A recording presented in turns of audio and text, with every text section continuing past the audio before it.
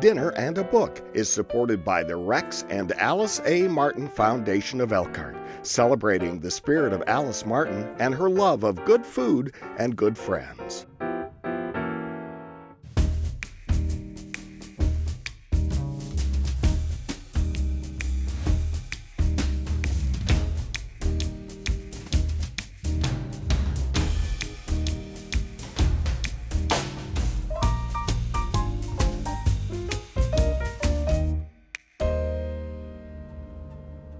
The University of Oxford in the 1830s is both dazzling and sinister in R.F. Kuang's historical fantasy novel, Babel, or The Necessity of Violence. Kuang adds a fantastical twist to the university campus, a Royal Institute of Translation, known as Babel. Among the translators are 4 students born in locations of interest to the British Empire. The friends bond over their shared experience as outcasts and their discovery that England's rising power seemed to be connected to language. Those who can manipulate words and enchanted silver bars have almost limitless power to build or destroy. I'm April Ladinsky, filling in this week for Gail Martin, and joining me today is Kathy Burnett, owner of the inclusive local bookstore, Brainlair Books. Welcome, Kathy. Well, thank you, April. Thanks for having me. Thanks for saying yes to this invitation. So I love this book. So if someone were coming into your bookstore asking about it, give us the big picture. What is this book about and what drew you to it? Well, I used to be a school librarian and a classroom teacher, and one of my favorite kids' books is called Friendo by Andrew Clement. And in the book, the troublemaker, Nick, is trying to kind of waste time so they could get out of class before getting any homework. So he asked this language arts teacher, who makes the words? Who gets the words in the dictionaries? And she says, you do. And so he uses that as an opportunity to try to change words. And that then led me to Babel. Whenever I saw that, it's about using language in a different way, that was the first time that I picked it up. Okay. I went to see that. So I love language. It is, and the book is just delicious for those of us who really enjoy language. And I'll just say here, the pronunciation of the title depends on where you live. So yes. Babel, I guess, for the Brits, and Babel for those of us in the U.S. And so we might say it both ways. Right, and I called it Babel until I heard the audio when they called it Babel, because in the book they're called babblers, and so you would think that the tower would be called I know. Babel. So that will be up to the reader's choice. So in honor of the fact that this is unfolding in Oxford University, we are making a cream tea with sweets and savories. It has a lot of different parts to it. So tell us what you're going to get started with. This is kind of the crown jewel of a cream tea. I'm going to be making cream scones, or actually they're called scones. Oh, very good. Not really scones. And I'm going to make plain so that it will go with whatever you are cooking. And a tea later. And the tea is also kind of a neutral tea. So it picks up the flavor of savory or sweet. Oh, highly skilled. All right, so why don't you get started on that? And I'm going to be making some lemon curd. So a classic British sweet, has just 5 ingredients. I've got a double boiler going here, and I'm going to put together in my in the little top portion here 2 egg yolks, 3 tablespoons of butter, some sugar and salt, and I'm going to start by squeezing some lemon juice. It has some fresh lemon juice in it, and this makes for a really tangy sort of spread that I think is good enough to eat with a spoon, but you're supposed to eat it with scones. So, so let's talk about this book. What is it about besides words? You want to give us kind of the big picture of the plot while we get started? It's kind of a historical fantasy that takes these 4 kids, and each one is from a different part of the country. The main character, Robin, is from Canton. You have Remy, he's from Calcutta. You have Victoire, who's French, but also Creole, Haitian Creole. And then you have Letty, who's German. And each of them brings a different value to the university. They're there on scholarship. Right. And so everything is given to them. And they are living in the lap of luxury. They are the most revered students in this fake Oxford University that they're in. And it's just kind of, they figure out, one, how this works and the magic behind this. And that's what I love magic. I love fantasy and the magic behind this. But then they also figure out the sinisterness behind it as well.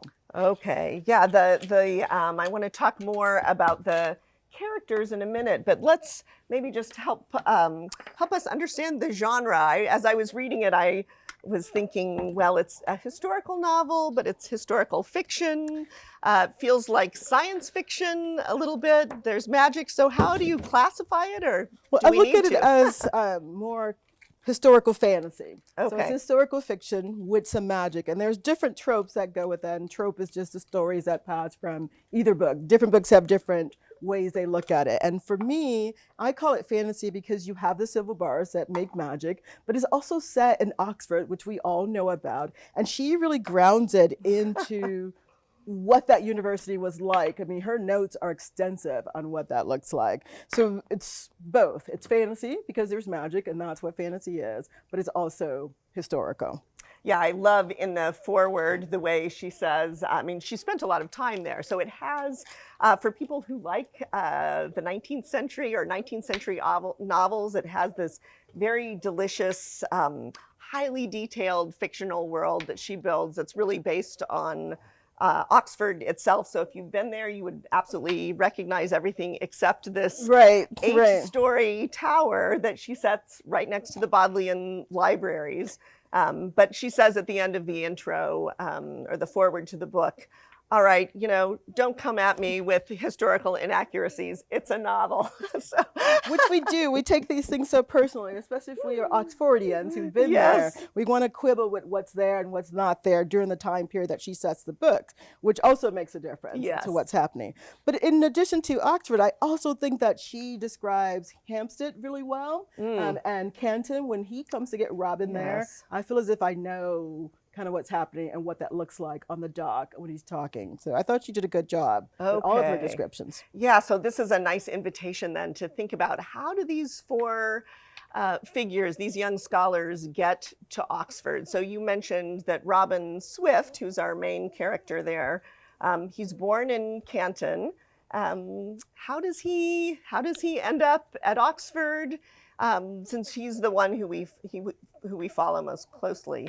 I want to make sure I don't give anything away. Yes. Okay. But Yeah. Professor Lovell, one of the main characters in the book, comes to get Robin from Canton, and he brings him back to England and Trains him to be a linguist, right? basically, he'd already brutally, trained him, yeah. we find out, before, because Robin had books growing up, and he had someone from England there as like a housekeeper with him. So that was how he got there. And Raimi, pretty much each student has a guardian except for Letty. So each of them was brought to England by someone who's associated with the university. Yeah, so it's an interesting tension I felt between these four friends who we really follow being both insiders and outsiders. So you mentioned they're all scholarship students, so they get a lot of special treatment. The fancy world of Oxford is again described in such detail. There's balls and Scones feasts and tea. but they're all outsiders for one reason or another. And maybe could you talk about that a little bit? What makes them outsiders in slightly different ways? Well, Robin is Chinese, well, he's Cantonese, and so that puts him out because we're in Oxford where foreigners are not allowed in the university. So that's him. So Raimi is Indian, and his dark skin is also forbidden on the campus there, so he stands out that way. And then you have Victoire, who is black and also French. But then Letty is actually white, so she is the one white person in their cohort. And the cohort is what I think helps them build that friendship because they spend a lot of time together. They're the only four at their level in the university. They are all the only four in that group that are on scholarship because all the students in translation are on scholarship because it's very expensive, but it also endears them to the university in a specific way. And I think that makes a big difference as well. So they're outcasts because they would not normally be at Oxford. That's right. And so they get together as friends, outcasts, like you said, becoming insiders and becoming friends together and build their own little group, I guess, friendship Yeah, group. almost like a family. I Yeah. kept thinking of the phrase Yes. chosen Found family. Yeah, I like that. So tell me what you're doing here with the butter. Okay, This so is the tricky part of it scones. is. First, let me just say I hate cooking. I know this is a cooking show, but just it's not my forte. So I had a friend of mine put together the scone mix for me, Awesome. and I just have to add the wet ingredients. And so I am cubing the frozen butter so that then I can mix it into the batter. So that's what I'm doing now. Okay. And I have to make it so that it's crumbly. So you do it you can use knives and cut it in. You could use your fingers, which is what I normally use. And you want to make sure that it becomes like pea lumps. Okay, So- little gravel. Yes. Yeah, there's one of the definitions in the book is when Robin is introduced to shortbread, and there's some similarities here that the fat shortens the flour Yes, and yes. makes for a crumbly treat. And the lemon curd right now, I'm stirring this over a double boiler so that it doesn't, that I handmade here, so that it doesn't scald or burn. And this is just gonna get thick. It'll get, it's almost there right now, the kind of the thickness of hollandaise sauce, and then I'll cut in a little bit of butter here. So we've said that there's the plot has a lot of twists, and we're going to be really careful not to reveal anything. It's so difficult. But before we cut away to a little break here, is there a way that you would describe maybe the arc of the story, or?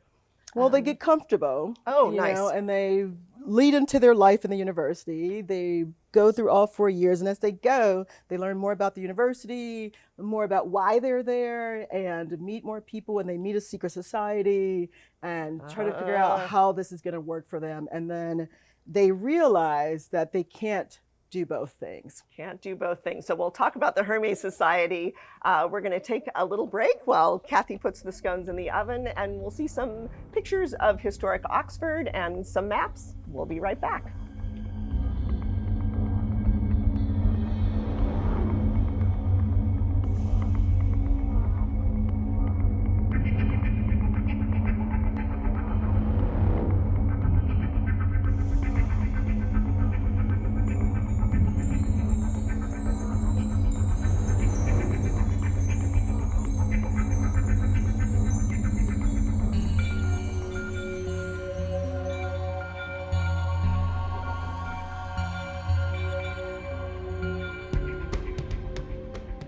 Welcome back. I'm here with Kathy Burnett of Brainlair Books, and we are talking about the historical fantasy novel Babel, or The Necessity of Violence. We've got scones in the oven. They smell fantastic already, and we're going to be working on the second part of our cream tea, and of course the most important part is the tea. So tell us about brewing, the tea that you're brewing for this feast. Right, well, this is called Tuscan Dreams. And I use my own bags. I actually have a strainer that's separate, but I didn't have two, so I brought This these. is very glamorous. These are one I have, so I use loose tea all the time, and I measure it. And this is a mild tea where it kind of enhances the flavor, whether it's a sweet or savory that you're having, pairing which with will it. be good since we're having both. I usually boil the water, and then I wait a minute, and I do coffee fresh off the boil, but tea I wait before I pour it in to steep. Okay, and I what just we are love now. the beautiful whimsical shape of this teapot. So, so you're going to be then building a little plate of the biscuits. So we've got digestive digestive biscuits just like and the British hobnobs and the some hobnobs. shortbread, which Robin was introduced to when he moved to England. And I'm going to be building some cucumber sandwiches. So classic cucumber sandwiches. It's going to kill me, but I'm going to cut the crusts off. Just sweet cream butter, some cucumbers, and then I've got a couple other little savory sandwiches that I'll make with curried egg salad and some blue cream cheese. Curry and reminds me of Raimi. absolutely. So this is some aspects of this are classic, and some are. We've given ourselves poetic license, but also nods to the British Empire. And of course, curry has been very popular in England in part because of the reach of the empire. Yes. So let's talk about the magic and aspects of this novel, and we'll be careful not to reveal too many plot twists, but the Hermes Society starts to be introduced fairly early in the book, and Robin starts to get a sense that not everything is as beautiful and glamorous as it seems at Oxford. What do we start to learn about the Hermes Society, Well, and who are they? There's a group of professors and students and other people who are concerned that silver might not be used to its best advantage. It seems to help the empire grow, but what does it do for other people? And Robin stumbles basically across this group, and he helps them instinctively. And then he learns more about Hermes, and he starts to question what is he doing at the university, but also what has the university done for him, and how does he reconcile these things? So there's a lot about trust. Who do you trust? Where do you belong? And as he and his friends start to feel less and less like the center at Oxford, these are smelling pretty good here. I wonder Yeah, if do you want to check on? Why don't you Do we see? have a?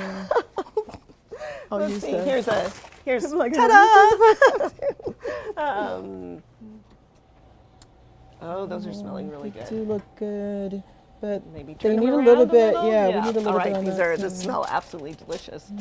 A little bit more golden, and maybe 2 minutes. 2 more minutes maybe on those. Smells great.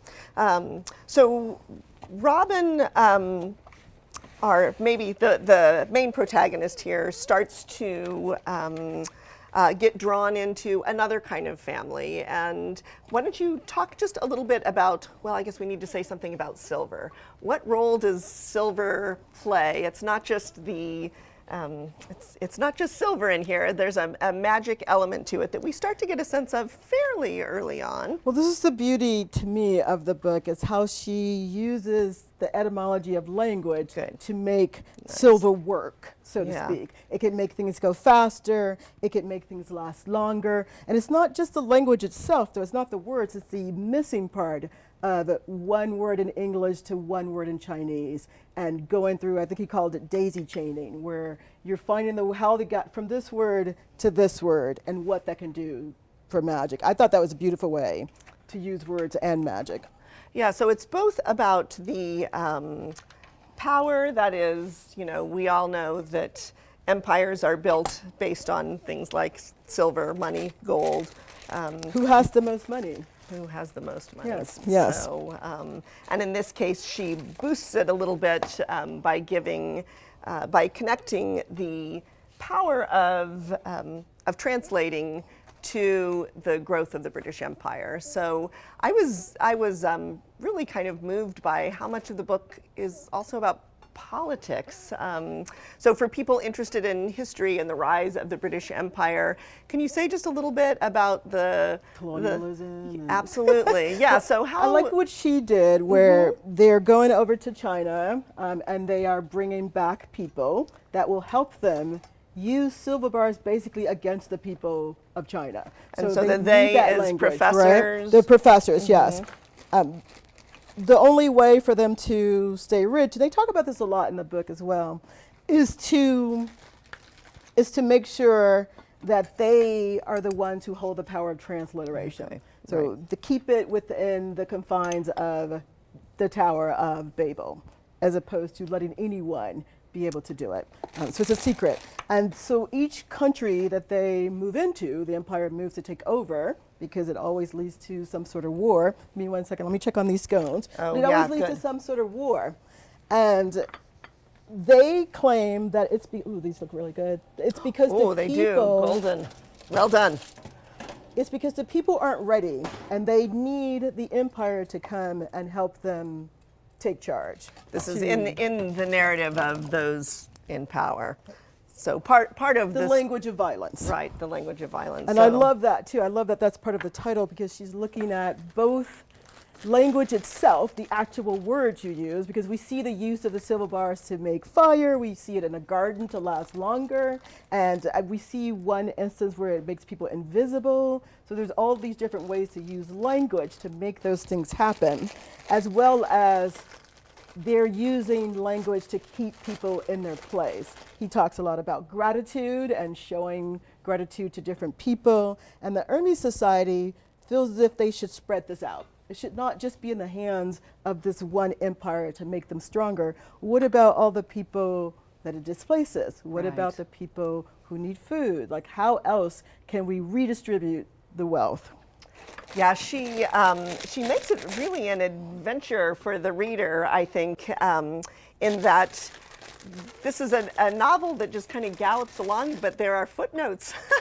The footnotes so are say a little fun. bit about what she does with etymology, which, I was surprised by how drawn in I was by looking at the origins of words. There was So- one where he was talking about dawn, and he shows like the character for dawn and what that looks like, what means As the in sun. sunrise, yeah. Yes, right, and what means the horizon. And I thought that was a really cute, really neat way to do it. And she then goes a little bit further into telling us basically the history. It's as if this really happened, right? So here we are listening to this story, but here's also what really happened. Yes, this place actually was rebuilt 8 times because there was a fire. He was not joking about saying, you want the people at the top if there's going to be a fire. So I thought that was really well how she just kind of wove those in. And if you listen to the audio, it's a separate narrator that does Oh, that. nice. Yes, it oh, really was very nice.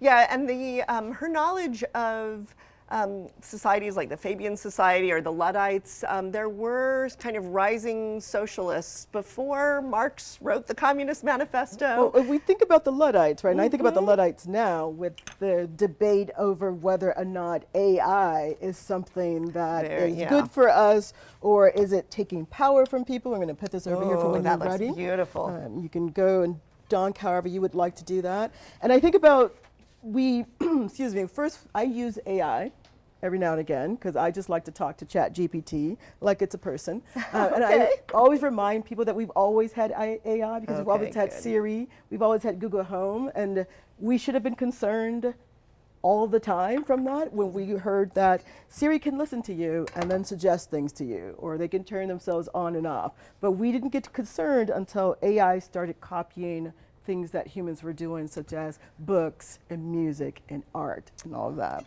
So you're really bringing up one of the, there's so much richness in this book. It's kind of packed like a Victorian novel is packed, which I just thought there's so much to sink your teeth into. But it's historical, it's speculative fiction, but it really brings up so many topics that are in headlines today. So the worries about the use of technology, what else maybe rises to the surface? Well, for the you? underrepresented people and Yeah. who is a minority and what do they owe people. So if you had a scholarship to somewhere, what do you owe the university? Do What you do owe you them your owe? life and what you have? You look at affirmative action, and then what do you owe then? And who should have that? And what should that look like? Yeah. And who's it benefiting? So just Yeah. kind of looking at all of those things that are happening right now. I mean, that's what I love about fantasy in and of itself, is it's usually looking at something that's happening in society right now and making it a story that we can all Yeah. connect to. Yeah, and such a pleasurable one. It really just gallops. I stayed up late watching this. So we're going to take a little break before we get set for the final display of our cream tea. So take a look at some of the other books that this remarkable young writer has already written, and we'll be right back.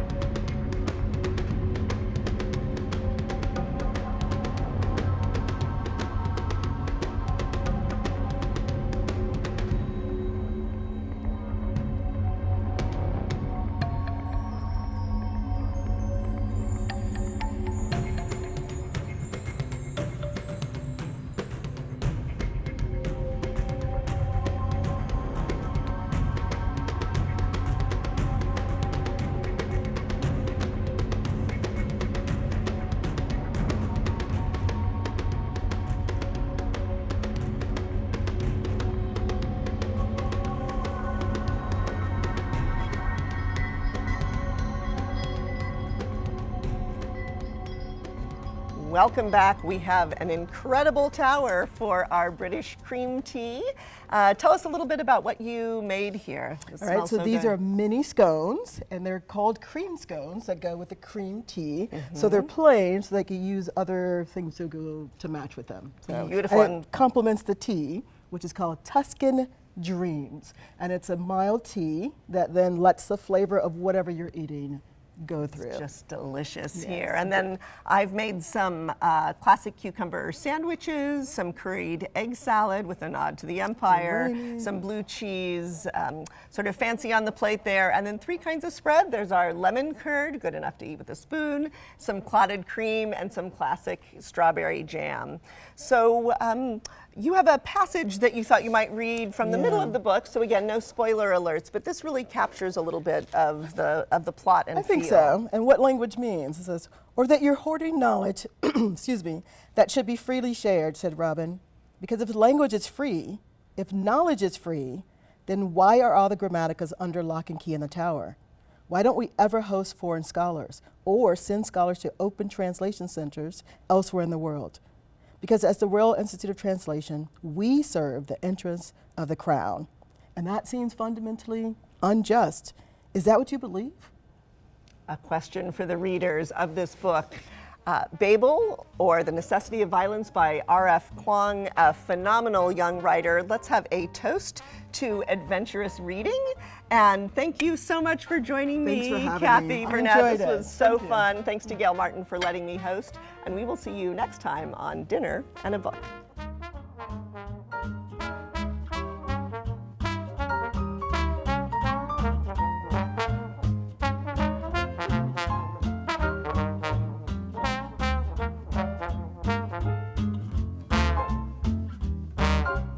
This WNIT local production has been made possible in part by viewers like you. Thank you. Dinner and a Book is supported by the Rex and Alice A. Martin Foundation of Elkhart, celebrating the spirit of Alice Martin and her love of good food and good friends.